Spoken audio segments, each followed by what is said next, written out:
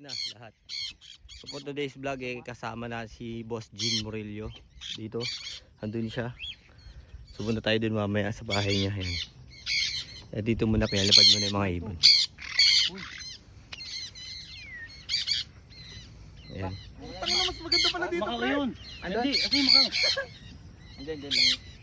Dapat pinalipad niya yung ano niya, BNG niya.